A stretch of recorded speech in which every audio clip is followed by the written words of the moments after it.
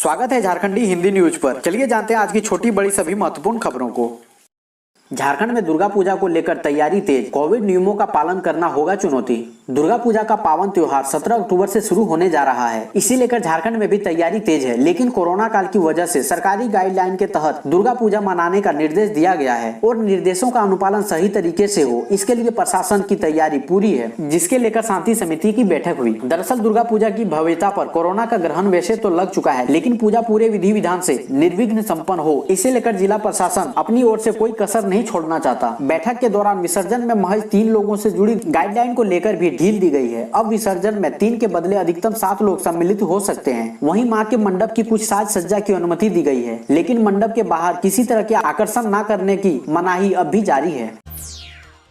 2 बार cabinet का फैसला, लेकिन नहीं कट रही गैर मजरूआ भूखंडों की रसीद। मुख्यमंत्री हेमंत सोरेन की अध्यक्षता में जुलाई 2020 में हुई कैबिनेट बैठक में गैर आबाद भूखंडों की जमाबंदी कायम करने और ऑनलाइन रसीद काटने को लेकर निर्णय लिया गया, लेकिन इस पर जमीनी स्तर पर अमल नहीं हो पा रहा है। ऐसा ही फैसला 2018 में भी रघुवर दास कैबिनेट ने भी लिया था, लेकिन धरातल पर यह फैसला नहीं उतर पाया। विभाग ने कैबिनेट के फैसले की जानकारी भेजकर औपचारिकता पूरी कर दी, पर इसके अनुपालन को लेकर कोई दिशा निर्देश नहीं दिए। नतीजा यह निकला कि गैर मजरूआ के नाम पर भूखंडों का म्यूटेशन और लगान रसीद कटने की अड़चनें जस की तस बनी रही। 2018 से कई बार दिए गए निर्देशों के बावजूद इस पर अमल नहीं हो रहा है। इस कारण घर बनाकर और वैध जमाबंदी के माध्यम से जमीन हासिल करने वाले लोगों की रसीद भी नहीं काटी जा रही है। जेएसएससी में 1 साल से नहीं निकली कोई बहाली। राज्य में तृतीय श्रेणी के पदों पर नियुक्ति के लिए प्रतियोगिता परीक्षा आयोजित करने के लिए अधिकृत झारखंड कर्मचारी चयन आयोग यानी जेएसएससी में 1 साल से कोई नई बहाली नहीं निकली है। आयोग ने अंतिम बार पिछले वर्ष सितंबर अक्टूबर में संयुक्त स्नातक स्तरीय प्रतियोगिता परीक्षा तथा झारखंड एएनएम प्रतियोगिता परीक्षा के लिए विज्ञापन जारी करते हुए आवेदन मांगे थे। इसके बाद नई बहाली तो दूर, विभिन्न कारणों से ये दोनों परीक्षा भी नहीं हो पाई। इससे विभिन्न प्रतियोगिता परीक्षाओं की तैयारी कर रहे अभ्यर्थियों में निराशा है। डीएसपीएमयू में बनेगा 500 सीटों वाला central library. Doctor Shyam Prasad Mukherjee विश्वविद्यालय अपने विद्यार्थियों की सुविधा के लिए सेंट्रल लाइब्रेरी का निर्माण करेगा। इस लाइब्रेरी में 500 छात्र एक साथ बैठकर पढ़ाई कर सकेंगे। लाइब्रेरी बिल्डिंग ट्रिपल स्टोरेज होगा। सबसे ऊपर विद्यार्थियों की बैठने की व्यवस्था होगी। बीच वाले फ्लोर पर किताबें देने की सुविधा होगी। वहीं सबसे नीचे साइकिल और मोटरसाइकिल लगाने के लिए स्टैंड होगा। वर्तमान में विश्वविद्यालय में जो लाइब्रेरी है उसमें केवल 25 छात्रों के बैठने की व्यवस्था है। इससे छात्रों को स्टडी करने में काफी परेशानी होती है। बाबूलाल मरांडी बोले, हेमंत है तो हिम्मत है का जुमला बकवास। भ्रष्ट अधिकारी व बिचौलिए चला रहे सरकार। झारखंड के पूर्व मुख्यमंत्री व भाजपा नेता बाबूलाल मरांडी ने मुख्यमंत्री हेमंत सोरेन पर जमकर निशाना साधा। उन्होंने कहा कि हेमंत है तो हिम्मत है का जुमला बकवास है। यहाँ तो भ्रष्ट अधिकारी और बिचौलियों का राज है। सरकार को हेमंत नहीं बिचौलिए चला रहे हैं। मरांडी ने कहा कि अगर झारखंड को बचाना है तो सोरेन परिवार को राजनीति से उखाड़ फेंके। बाबूलाल बुधवार को दुमका में पत्रकारों की बातचीत के दौरान ये बातें कही। रांची यूनिवर्सिटी की फाइनल ईयर की परीक्षा 29 से 22 केंद्रों पर होगी। रांची विश्वविद्यालय अंतर्गत स्नातक के तीनों संकाय के फाइनल ईयर की परीक्षा की तिथि घोषित कर दी गई है। परीक्षा 29 अक्टूबर से होगी। 2 सत्र में परीक्षा होगी। पहले सत्र की परीक्षा 8:30 बजे से 11:30 बजे तक होगी, जबकि दूसरी सत्र की परीक्षा दोपहर 2 बजे से शुरू होकर संध्या 5 बजे तक चलेगी। परीक्षा 24 नवम्बर तक होगी। आर्ट्स की परीक्षा 29 अक्टूबर से हिंदी, संस्कृत, TRL, इंग्लिश, उर्दू और बंगाली विषय की परीक्षा के साथ शुरू होगी। परीक्षा को लेकर 30 कॉलेजों के लिए कुल 22 केंद्र बनाए गए हैं। वायुसेना के शौर्य को धनबाद के छात्रों ने दी सलामी। देसी वीडियो गेम बनाकर किया अभिनंदन। झारखंड के 15 युवाओं की टीम ने पुलवामा और बालाकोट एयर स्ट्राइक पर आधारित एक देसी वीडियो गेम बनाया है। इसका नाम रखा है सेना strike encounter for nation by अभिनंदन। यह वीडियो गेम विंग कमांडर अभिनंदन के शौर्य को समर्पित है। इन्हें प्रधानमंत्री नरेंद्र मोदी के आत्मनिर्भर भारत के आह्वान से प्रेरणा मिली है। धनबाद के पुटकी निवासी इंजीनियरिंग के छात्र दीपेश कुमार ने इसकी परिकल्पना कर रूपरेखा तैयार की है।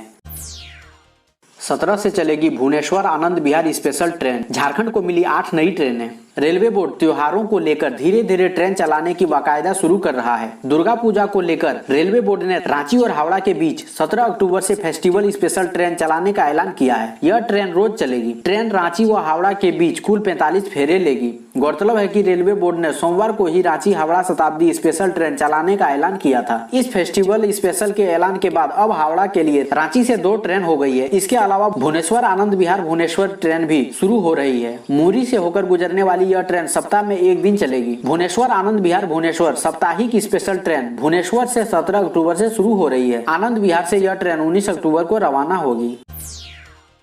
कोरोना को हराने में दुनिया भर में सबसे आगे भारत। कोरोना वायरस को लेकर अब लगातार राहत की खबर मिल रही है। वैश्विक महामारी कोविड-19 से प्रभावित दुनिया भर के देशों में कोरोना वायरस से अमेरिका के बाद भारत दूसरा सर्वाधिक प्रभावित देश है। मगर सुकून की बात है कि यह प्रति 10 लाख की आबादी पर कोरोना संक्रमण की चपेट में आने और इससे जान गंवाने वालों के औसत मामलों में प्रमुख राष्ट्रों से काफी पीछे है। यानी भारत में मिलने वाले कोरोना के नए मामलों और मौतों की रफ्तार अन्य देशों के मुकाबले काफी कम है। इतना ही नहीं, रिकवरी रेट के मामले में भारत दुनिया भर में सबसे आगे है। केंद्रीय परिवार और स्वास्थ्य मंत्रालय के बुधवार के इस पर जारी आंकड़ों के अनुसार प्रति 10 लाख की आबादी पर संक्रमण की जद में आने वालों की औसत संख्या 47,094 है और मृतकों की संख्या 138 है। कोरोना संक्रमण से प्रति 10 लाख की जनसंख्या पर सर्वाधिक प्रभावित ब्राजील में 23,911 का औसत है और यहाँ इतनी आबादी पर वायरस से जान गंवाने वालों की संख्या सबसे अधिक 706 है।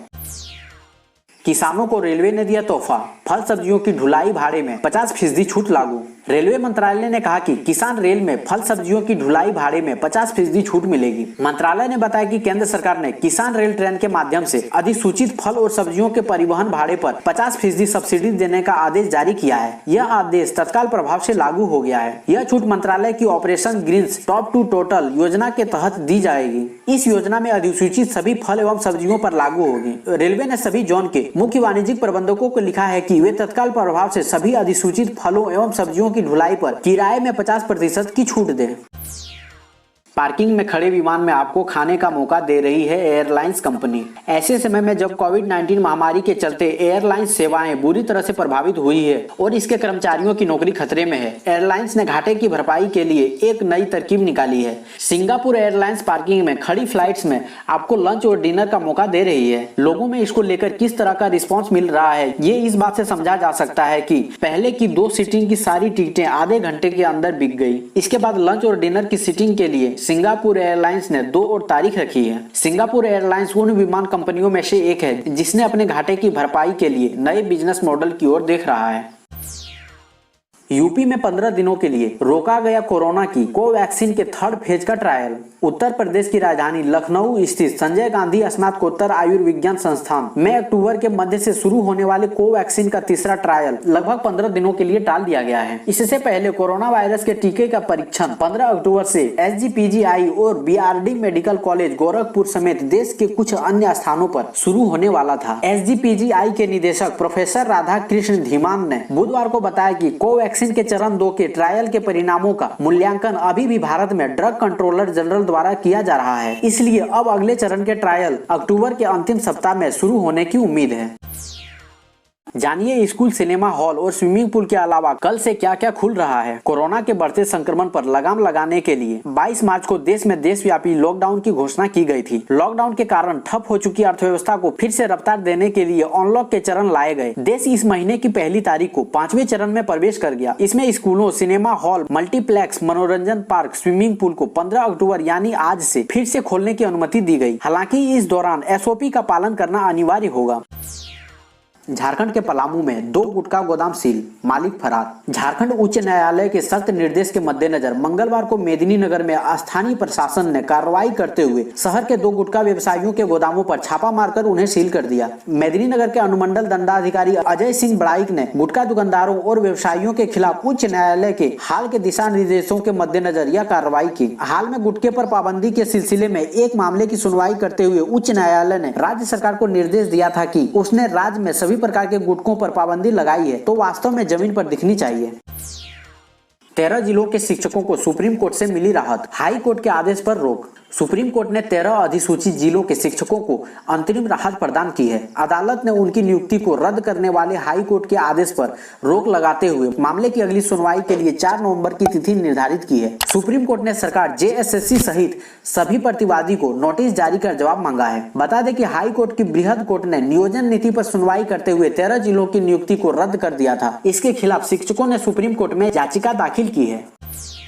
लोन ले चुके किसानों की बन रही सूची, बैंकों संग बैठक कर होगी ऋण माफी। कृषि मंत्री बादल पत्रलेख ने कहा है कि सरकार में ऐसे किसानों की सूची बन रही है जिन्होंने विभिन्न बैंकों से लोन लिया है और वह चुकाने में असफल रहे हैं। ऐसे किसानों की ऋण माफी की दिशा में काम किया जा रहा है। कृषि मंत्री नेपाल हाउस में विकास आयुक्त सहित कई विभागीय पदाधिकारियों के साथ किसान ऋण योजना को लेकर राज्य स्तरीय कमेटी की बैठक कर रहे थे। कृषि मंत्री ने निर्देश दिया है कि राज्य में कार्यरत सभी बैंकों के पदाधिकारियों के साथ बैठक कर यह सुनिश्चित किया जाए कि बैंक किसानों के बकाया ऋण को माफ करने की दिशा में कितना और कैसे सहयोग दे सकते हैं। उन्होंने कहा कि बैंक में जिन किसानों के लोन के खाते एनपीए हो गए हैं उन खातों को भी समाहित करते हुए वन टाइम सेटलमेंट योजना पर काम किया जाए। इसमें राज्य स्तरीय कमेटी के गठन के सहित एसएलबीसी की भूमिका महत्वपूर्ण हो सकती है। सरकार ने ऋण माफी योजना के तहत 2000 करोड़ रुपए बजट में उपबंधित कर रखा है। ऋण माफी योजना को लेकर अगली बैठक 20 अक्टूबर को होगी। इसके बाद सभी बैंकों के उच्चाधिकारियों के साथ बैठक कर अंतिम निर्णय लिया जाएगा।